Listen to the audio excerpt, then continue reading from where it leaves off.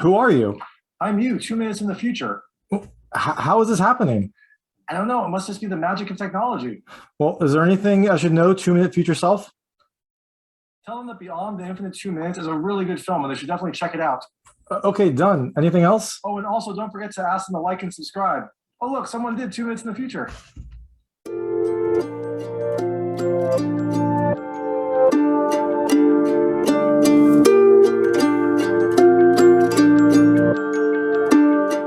Hey everyone, this is David Stark from Watch Our Past. I'm here to talk to you about Beyond the Infinite 2 Minutes, which is premiering at Nightstream 2021 on October 9th, 2021. It is a Japanese indie film that is just so amazingly done. It's very clever. It has a lot of things I really loved. Pretty much everything I really loved about it. It's a shorter film. It's about an hour long, but it packs a lot into that hour. It's premiering at Nightstream 2021 in the virtual film circuit. So I'm not going to talk too much about it because I don't, it's not readily available. You can check it out at Nightstream if you want, or you can, see it probably in the future festival circuit. But it is really, really good.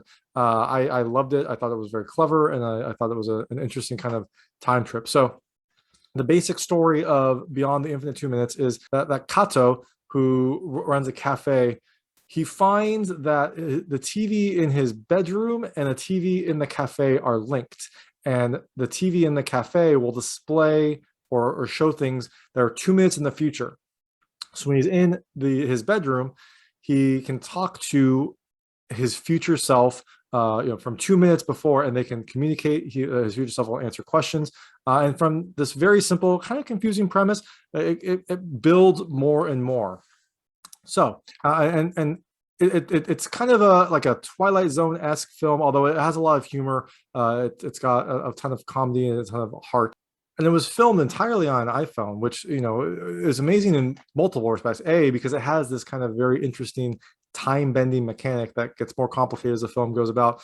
And also, and they were able to capture all of this with an iPhone camera and, some very ingenious tricks and some very good planning. So the things I really liked about this film are, the first is the simple premise. When I started watching this, I was like, okay, this, 2 minutes, whatever. That's how is that going to be an interesting film? But it builds on it. The premise is simple, but it layers that with some different aspects as the film progresses, and it becomes more complicated than just like a 2 minute window into the future. It becomes very interesting, and it's kind of fun to see how this time loop also melds up, but then also with an iPhone, it kind of makes you wonder how they were able to do it. And thankfully, during the credits, they show you some kind of like behind the scenes footage of how they were able to do it. It shows just kind of how much planning went into this movie. You might be wondering why I'm wearing a hoodie. The main character in the film is like in a hoodie for most of the time, so I figured I'd emulate that. He has a gray hoodie. I don't really have a gray hoodie, so I've got this. It should be green, but it probably looks black to you, but it's a green hoodie. The second thing I really loved are the characters. I mean, the film has a small cast, but they're all very quirky. They all have their different places to play in this time-bending story, and they're all very, they're very different and memorable. And some of them, there's like the smart one who's kind of explaining the time hook. There's the like really fun person who's like trying to exploit it. There's the friend who's just kind of like a little upset about being there. So you have a whole host of fun characters. And as the film goes on, they each have their important role to play in this story. And I liked seeing it all come together. The last thing I really loved is just the indie charm. Like, this is indie filmmaking done amazingly well. You have this, relatively simple premise, not a ton of effects, just really good planning and a really good kind of use of the resources that they had, which I think is just amazing feat to be able to make this film, especially something complicated with like things happening in the future and time looping and trying to make all that meld up.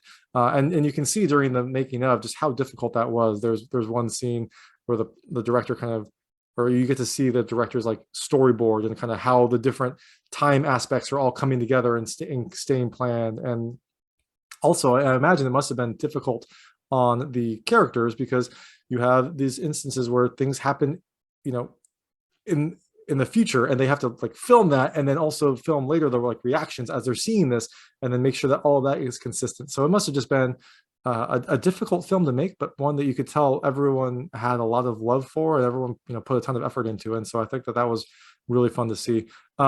there was really nothing I didn't like about it. I thought it was a really fun experience. It was only an hour long, so you kind of kept your interest the entire time.